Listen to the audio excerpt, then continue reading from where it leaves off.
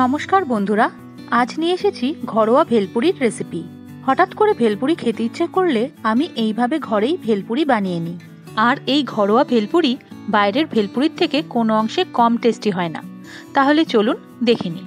প্রথমেই একটা বাটিতে কিছুটা মুড়ি নিয়ে নেব, তার মধ্যে দিয়ে দেব চানাচুর। আমি এখানে টক ঝাল মিষ্টি চানাচুরটা নিয়েছি, আপনারা আপনাদের ইচ্ছে মতো চানাচুর নিয়ে নিতে পারেন। এরপর এর মধ্যে দিয়ে দিলাম আদা কুচি আর পেঁয়াজ কুচি আর লঙ্কা কুচি। ধনে, জিরে আর মৌরি শুকনো খোলায় ভেজে একটু গুঁড়ো করে রেখেছিলাম, সেই গুঁড়ো থেকে 1.5 চা চামচ গুঁড়ো এর মধ্যে দিয়ে দিলাম।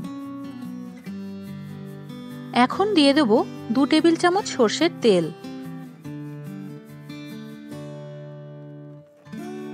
এখন এর মধ্যে দিয়ে দেব টুকরো করা সেদ্ধ আলু, শসা কুচি আর দেব স্বাদ অনুযায়ী বিট নুন। এবার একটু মিশিয়ে নেব আর দিয়ে দেব টমেটো সস। এখন পুরোটাকে ভালো করে মিশিয়ে নেব। ভেলপুরিতে তেঁতুলের মিষ্টি চাটনি ব্যবহার করে।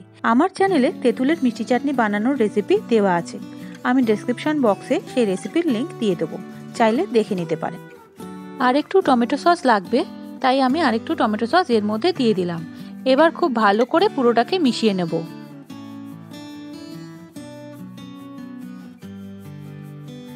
এবার ধনেপাতা কুচি ছড়িয়ে তাড়াতাড়ি পরিবেশন করে দেবো, বেশি দেরি করলে মুড়ি নেতিয়ে যাবে।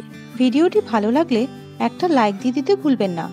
আর এখনও এই চ্যানেলটি সাবস্ক্রাইব না করে থাকলে চ্যানেলটি সাবস্ক্রাইব করে সঙ্গে থাকুন। সবাই ভালো থাকবেন, দেখা হচ্ছে আবার পরের ভিডিওতে। ধন্যবাদ।